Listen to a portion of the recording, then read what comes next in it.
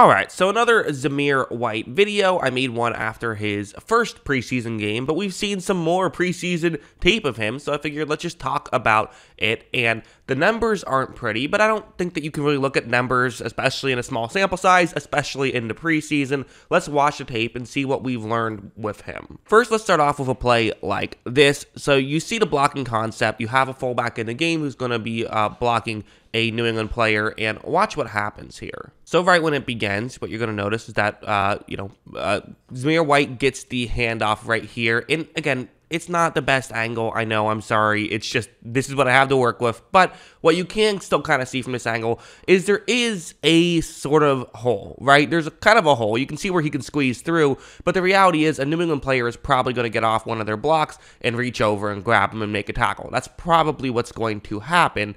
But, you know, I think that a lot of head coaches like the guy that's still going to just run full force through that, gap and just pick up as many yards as possible. And as you notice, that's what he does. Like, listen, it's not a great run necessarily, but it was a good run. You picked up a decent amount of yards. It's not going to make any highlight reels, but at the same time, a lot of guys really like this. And this is actually what made Josh Jacobs, part of what made Josh Jacobs so effective was his willingness to kind of just run through the gap that is there, even if it's, not the biggest gap in the world. Don't try to find something bigger. That's definitely a strategy he has, and it has its pros and its cons. Like, I think this play, you could argue, is kind of the opposite, where this is maybe one where he could have broken things to the outside. So first, let's see what happens when it begins. Zamir White is going to take the handoff right here, and you do see there is a gap right there. I noticed that he could potentially try and run through. I get why he's going to go through the gap that, it's a little bit over, that I can also see why you'd want to run through that gap, because, you have to make sure that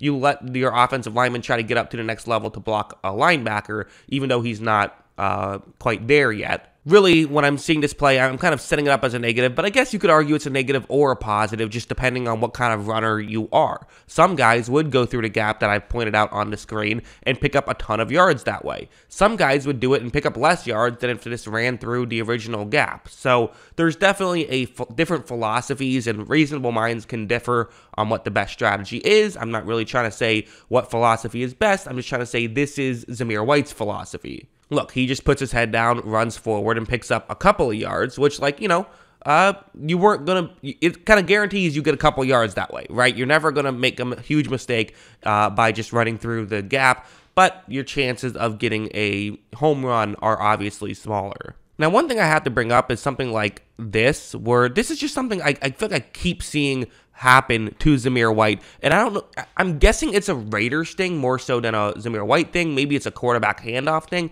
I really don't know, but it's a weird thing that I've noticed a decent amount this preseason. It's becoming a trend, so I just figured I'd bring it up, and you can take whatever you want out of it. You've noticed I highlighted a New England player, and it just feels like so often these sort of unblocked players at the line get just straight through to the halfback. Look at how when it begins, I mean, right here, like, what can Zamir White really do in this situation? Not much of anything. I mean, I guess maybe break a tackle, but that's going to be really tough given where you're at. So I don't know why this situation keeps happening. My guess is that the Raiders are being a bit too predictable, perhaps, where guys can kind of guess it's about to be a running play. That's probably the main reason, which it's preseason. You don't care too much. You're just trying to get your plays done. So maybe that's it, and it's not a big deal, but it's just something I noticed. White is not able to get out of this, so there you go. But again, it would have been really tough for him to be able to break the tackle. So I don't think it's a Zamir White thing at all. It's just something I noticed that I figured I'd bring up in the Zamir White video. As for the passing game, it seemed fine. I mean, I have no real critiques of it,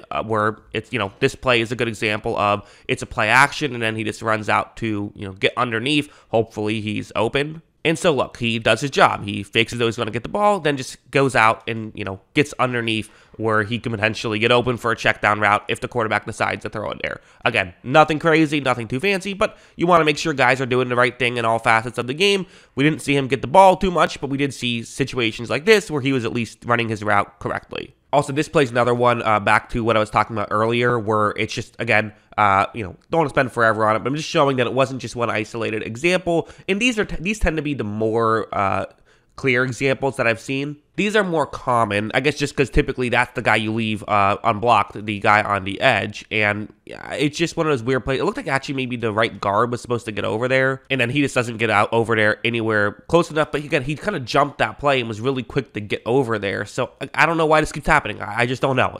Maybe someone can explain better to me what exactly this issue is, why the Raiders keep doing this. Maybe it is just a predictability in the preseason play calling type situation, which if that's the case, then who cares? But again, I talk about the stuff that I noticed. And finally, this play, which is going to just, again, be kind of that situation that I've been talking about, right? The benefit of him sort of just going straight through the gap is something like this, where look at how he takes the ball and just runs straight through and is able to kind of power ahead for a touchdown. Like, that's the benefit right there, especially in those short yardage situations. Having someone who isn't going to hesitate and just go straight through the first gap he sees, or the gap the play was designed for, I should say, that's going to be the really, that's the benefit of it. There's definitely pros to this style of running, and it's a style of running that has clearly worked out. As I said, Josh Jacobs does that exact same style. So what have we learned about Zamir White? Again, there's that weird thing of keeps getting tackled behind the line of scrimmage due to plays that seemingly are no fault of his own.